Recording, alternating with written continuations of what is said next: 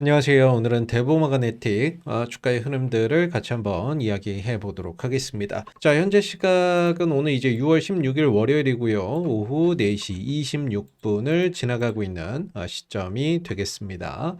오늘 대보마그네틱은 1.89% 상승한 18,850원에 종가가 형성이 되었고요. 거래량은 95,000주 정도로 전일 거래량에 비해서 한 50% 수준의 거래량이 발생이 됐는데, 전반적으로 최근에 이제 거래량이 좀 없죠. 그래서 어떤 큰 주가의 의미를 부여하기에는 좀 어렵고, 거래량이 없는 상태에서 짧은 어떤 상승과 하락이 좀 반복되는 그런 이제 국면에 들어가 있는 모습을 보여주고 있습니다. 최근에 대보마그네틱이 상승을 했었던 어떤 포인트들, 이런 부분들을 보게 되면 크게 이제 나트륨 배터리 관련된 어떤 이슈들, 그리고 LFP 관련된 어떤 이슈들, 이런 부분들 속에서 상승 조정을 겪고 있는 그런 이제 모습을 보여주고 있는데, 우선 이제 대보마그네틱의 주요 사업 내용하고 이전에 나왔던 어떤 관련된 기사들부터 하나하나 좀 살펴보고, 기술적인 흐름들도 뒤에 가서 한번 이야기 나눠보도록 하겠습니다. 자, 보시다시피 오늘 이제 대보마그네틱의 주요 사업 보고서인데요. 전체적으로 보면 이 회사의 주력 제품은 크게 2차 전지 장비 사업과 소재 사업으로 나눌 수가 있고요. 전체 매출의 거의 대부분은 이 전자석 탈철기인 2차 전지 장비 사업 부분에서 발생이 되고 있다라고 볼 수 있을 것 같아요. 그 외에는 2차 전지 어떤 소재 사업도 같이 영위를 하고 있지만, 전체적인 어떤 매출 비율이나 이런 부분들이 이 전자석 탈철기에서 대부분 발생되고 있는 만큼, 주력 어떤 이제 매출처는 이 전자석 탈철기, 2차 전지에서 전자석 탈철기 부분에서 전체적인 어떤 매출이 발생이 되고 있다라고 볼 수가 있고, 최근에 이제 큰 흐름상에서 보게 되면 2차 전지 산업 자체가 최근에 업황이나 이런 것들이 상당히 좀 부진한 그런 이제 모습을 보여주고 있죠. 그런 가운데서도 최근에는 이제 2차 전지 관련 나트륨 배터리나 LFP 관련된 이슈 속에서 대보마그네틱이 반등을 모색을 하고 있는 상황인데, 최근에 나왔던 기사들 중심으로 좀 살펴보게 되면요. 얼마 전에 나왔던 뉴스 기사죠. 대보마그네틱 전자석 탈철기가 되겠고요. 여기 점유율 세계 1위를 기록을 하고 있다. 그리고 LFP 나트륨 배터리 수요 급증에 북미 진출 연일 강세라는 타이틀로 해서 특진주 기사로 한번 나왔던 내용들이 되겠습니다. 자, 내용들 보게 되면 2차 전지 생산 공정의 핵심적인 요소로 작용하는 전자석 탈철기 분야에서 대보마그네틱이 글로벌 시장 점유율 70%를 차지하고 있다라고 하고 있죠. 글로벌 시장의 70%면 거의 독점이라고 봐도 무방하지 않을까라고 생각이 들고, 그리고 최근 이제 리튬 인산철 배터리 확산세로 EMF 장비 수요가 폭발적으로 증가를 하면서 대보마그네틱의 수혜 기대감이 몰리고 있다라고 이야기가 나오고 있습니다. 추가적으로 세계 최초로 건식과 습식, 탈철기를 모두 독자적으로 개발을 했고, 나트륨 이온 배터리 공정에도 필수적인 전자석 탈철기를 공급을 하고 있다라고 하고 있는데요. 대보마그네틱의 이제 주요 고객사로는 국내 배터리 3사인 LG 에너지 솔루션도 있겠고요. 그리고 삼성, SDI에도 관련된 장비를 공급을 하고 있고, 에코프로비엠이나 이런 이제 포스코 퓨처엠이나 이런 기업들에게도 대보마그네틱이 전자석 탈철기를 공급을 하고 있죠. 좀 더 나가서 이제 해외에서 보게 되면은 TL에도 공급을 하고 있고, 비아디에도 공급을 하고 있는 그런 상황이 되겠습니다. 그래서 지난번에 JTL이 나트륨 배터리인 락스트라를 공개를 했었죠. 여기에 이제 대표적인 수혜주로 대보마그네틱이 거론이 됐었는데, 결과적으로 이 나트륨 이온 배터리를 만드는 데 있어서도, 나트륨 이온 배터리를 생산하는 데 있어서도 이 전자석 탈철기가 필수적으로 필요하다라는 거죠. 그래서 지난번에 JTL이 밝힌 바에 의하면 6월 달에는 상용차에 들어가는 이제 시동 배터리를 생산을 하겠다. 시동 배터리, 나트륨 배터리로 된 상용차에 적용될 배터리를 만들겠다라고 했었고, 올 연말 이제 12월 달이 되게 되면 전기차용 나트륨 배터리를 양산하겠다라고 이야기를 했었거든요. 그러면서 이제 국내 시장에서 나트륨 배터리 관련 어떤 테마가 형성이 됐었죠.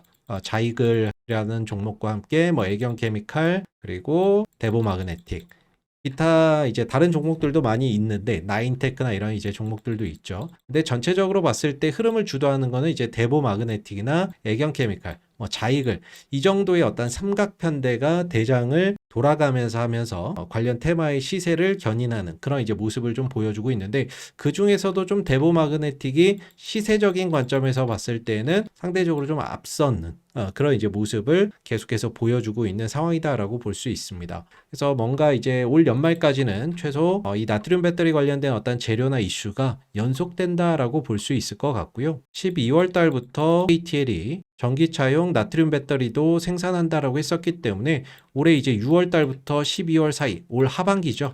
올 하반기에 뭔가 이 전자석 탈철기를 CATL에 공급한다라는 기사, 이런 부분들이 대보 마그네틱에서 나와준다라고 하면은 다시 한 번 더 이 나트륨 배터리 관련된 종목들이 강하게 한번 시세를 만들어낼 수 있고, 그 흐름을 주도하는 거는 역시나 이제 대보 마그네틱이 될 수가 있겠죠. 왜냐하면 12월에 양산을 하려면 그 전에 공정이나 이런 것들을 다 마무리를 해야 되는 부분이다 보니까, 그러려면은 그 전에 장비나 이런 것들을 다 들여놓고 테스트를 해야 되잖아요. 그러면 적어도 이제 올해 이제 6월 달부터 연말 12월 이 안에 어떤 장비나 이런 것들에 대한 수요가 발생이 될 수가 있겠죠. 그래서 TL에서 뭐 나트륨 배터리 공정에 들어가는 뭐 탈철기를 주문했다, 뭐 이런 매출 공급 계약 공시나 이런 것들이 나와주게 된다면 굉장히 또 강력한 호재가 될 수 있는데, 뭐 그런 어떤 자세한 내용까지 담아서 공급 계약 공시가 나오지는 않겠지만, CATL에 만약에 탈철기 공급 계약 공시가 나온다면은 이거는 이제 나트륨 배터리 쪽에 들어가는 그런 어떤 장비일 수 있다라고 우리가 추정해 볼 수가 있는 거죠. 그래서 이런 이슈가 나와준다면은 주가나 이런 부분들이 또 한번 강하게 시장에서 반응하는 그런 이제 모멘텀이 될 수 있지 않을까라고 생각해 볼 수 있고, 이 탈철기가 필요한 이유는 이 뭐 2차 전지나 뭐 나트륨 배터리에도 다 양극재와 음극재가 있잖아요. 이 양극재와 음극재에는 어떤 미량의 철 성분이 들어 있는데, 이거를 제거하지 않게 되면은 배터리의 성능이나 이런 것들이 좀 떨어진다거나 화재의 위험성이나 이런 것들이 높아진다라고 하거든요. 그래서 필수적으로 필요한 장비가 이 전자석 탈철기이기 때문에 향후 CATL이 나트륨 배터리를 생산하는 데 있어서 이 전자석 탈철기나 이런 것들에 대한 어떤 수요나 이런 것들이 반드시 있을 수 있다, 이렇게 우리가 예상을 해볼 수가 있고, 그 어떤 수요나 이런 것들이 올 하반기에 공급 계약 공시로 이루어졌을 때에는 다시 한번 이제 증시에서 두각을 나타낼 수 있는 부분들이 되겠죠. 그리고 지난번 이제 6월 달 전후, 6월 초 전후로는 이제 LG 에너지 솔루션이죠. 여기서 이제 미국에서 ESS LFP 배터리 양산에 돌입한다라는 그런 이제 소식이 나오게 되면서 다시 한번 더 대보 마그네틱의 주가가 상승하는 그런 부분들이 있었는데, 바로 이 LFP 배터리 생산 공정에도 EMF 탈철기, 전자석 탈철기가 들어간다라는 거죠. 그리고 LG 에너지 솔루션에도 대보 마그네틱이 장비를 공급하는 어떤 이력, 이런 부분들이 있기 때문에, 또 대보 마그네틱이 글로벌 점유율 70%라고 한다라고 하면 거의 뭐 독점이라고 볼 수가 있는데, LG 엔솔이 미국에서 배터리를 양산을 한다면 역시나 전자석 탈철기의 어떤 수요나 이런 부분들이 생길 수밖에 없죠. 그래서 이런 부분들도 부각이 되면서 대보 마그네틱의 주가가 지난 6월 초에 다시 한번 더 급등하는 그런 이제 계기가 만들어졌었죠. 그래서 12월경에 CATL이 나트륨 배터리를 본격적으로 양산한다라는 소식이 나오게 된다면 다시 한번 더 대보 마그네틱을 비롯한 관련주들이 움직이는 계기가 되지 않을까라고 생각해 볼 수 있을 것 같습니다. 자, 차트 흐름들 좀 보게 되면 전체적으로 주가나 이런 부분들이 상승할 때 거래량이 크게 터지고, 조정 시에는 거래가 없는 모습들, 역시나 상승할 때 거래량이 크게 터지고 조정 시에는 거래량이 없는 모습들인데, 한번 이제 급등이나 이런 것들을 통해서 과열됐던 주가의 흐름들을 식히는 어떤 조정이 필수적으로 좀 따라붙고, 조정을 좀 통해서 과열을 시킨 이후에는 다시 한번 더 이슈를 붙여서 급등, 그리고 과열된 또 주가를 시키는 조정이 나오는데요. 전체적으로 보면 이게 지금 이제 RSI 지표인데, RSI 지표 70 이상의 과열 구간에 들어가게 되면 이후에 주가의 어떤 조정을 통해서 과열을 시키는 그런 이제 흐름들이 있고, 역시나 주가 급등을 통해서 RSI 70 이상 과열권에 들어가게 되면 역시나 조정을 통해서 그 과열을 좀 시키는 그런 이제 과정들이 있다라고 볼 수 있죠. 그래서 조정 이후에 반등, 조정 이후에 반등, 이런 이제 부분들이 반복되고 있는데, 나트륨 배터리 관련된 어떤 이슈나 이런 것들이 결코 한두 번으로 끝나는 이슈가 아니기 때문에 적어도 올 연말까지는 지속적으로 시장에서 부각이 될 수가 있고, 또 6월 달에도 상용차에 들어가는 낙스트라 나트륨 배터리를 만든다고 했기 때문에 지금 6월 16일이잖아요. 그래서 6월 중에도 또다시 한 번 더 이 나트륨 배터리 관련된 이슈가 시장에서 주목받을 가능성도 존재한다라고 볼 수가 있겠죠. 그래서 기술적으로 보면 현재 기술적 지지선은 이제 18,000원에서 17,500원 구간, 이 구간에서 단기적으로 한번 지지를 기대를 해볼 수가 있고요. 추가적으로 조정이 확대된다면 추세선 하단 구간인 16,000원대 초반대에서 한번 지지를 기대를 해볼 수 있을 겁니다. 이전에 보면 이 구간이 하나의 어떤 저항대였거든요. 그래서 이 저항대를 강하게 돌파를 하면서 거래량이 형성됐기 때문에 다시 내려오는 시점에서는 이 구간이 강력한 지지선으로서 반등을 모색하는 그런 이제 발판이 될 수 있다라는 점에서 1차적으로 18,000원대에서 17,500원대의 지지 여부를 잘 관찰해 보시고, 현재 주가가 5일선 아래에서 시세가 형성되고 있거든요. 그래서 아직 단기적인 방향성은 하방입니다. 오늘 뭐 주가가 상승하긴 했지만 5일선 위로 넘어서지는 못했거든요. 그래서 이 17,500원, 18,000원대를 기점으로 가격 조정을 마무리하고 기간 조정으로 들어가면서 5일선을 좀 회복하는 그런 흐름들이 나오는지도 꼭 관찰해 보실 필요가 있고, 적어도 5일선 위로 주가가 올라서야 조정을 마무리하고 반등으로 돌아나가는 그런 포인트가 형성됐다라고 볼 수가 있겠죠. 다만 이제 아직까지는 5일선 아래에 머물러 있기 때문에 단기 우하향 흐름들 속에서 추가적인 조정의 가능성도 열려 있다라고 봐야 될 부분이라서 17,500원과 18,000원 요 사이에서 추가적으로 밀리지 않고 옆으로 기간 조정 통해서 5일선을 회복한다면 급등 이후에 조정 이후에 다시 한 번 더 반등으로 돌아나가는 그런 발판이 어느 정도는 만들어진다라고 볼 수가 있겠죠. 주봉이나 이런 차트로 보게 되면요, 이 주식이 오랜 기간 좀 하락을 했기 때문에 이 구간에 악성 매물이 많이 형성이 되어 있습니다. 그래서 올라갈 때마다 이런 이제 매물을 소화하는 그런 이제 과정을 거쳐야 되는 부분인데, 전체적으로 이런 뭐 3만 원대 자리도 저항이 될 수가 있고요. 2만 5천 원대 자리도 저항이 될 수 있습니다. 그래서 올라갈 때마다 이런 3만 원대 자리, 2만 5천 원대 자리, 이런 구간들이 이전에 보면 올라오다가 지지받았던 자리고 지지받았던 자리, 그리고 무너지다가 또 지지 받았던 자리고, 무너지고 나서 올라갈 때 저항받았던 자리,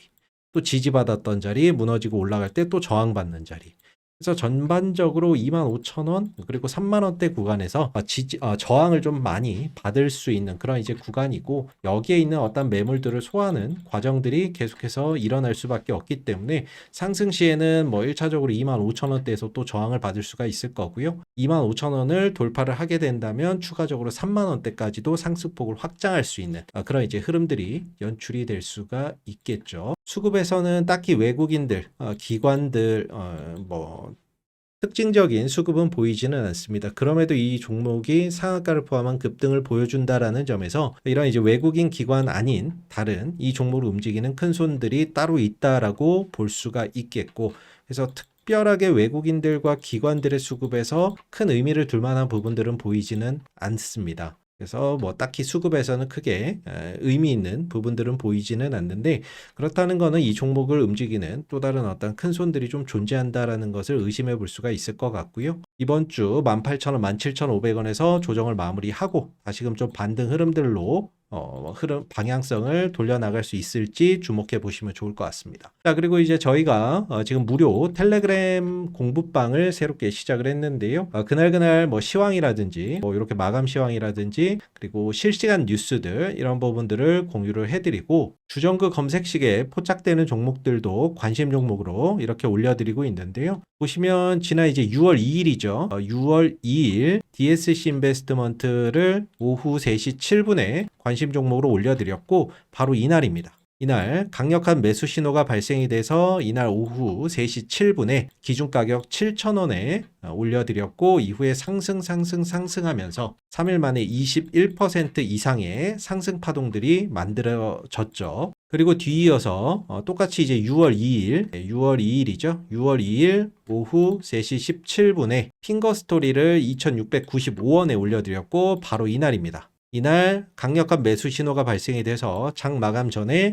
2,695원에 관심 종목을 올려드렸고 상승하면서 한때 이 종목이 6월 10일에는 상한가에 육박하는 상승 흐름들을 보여줬죠. 그래서 약 33% 정도의 상승 파동 등을 만들어 줬습니다. 그리고 마지막으로 이제 6월 10일에는 한화 시스템을 기준가 51,500원에 오후 3시 14분에 관심 종목으로 올려드렸는데 바로 이날입니다. 6월 10일이 바로 요 날이죠.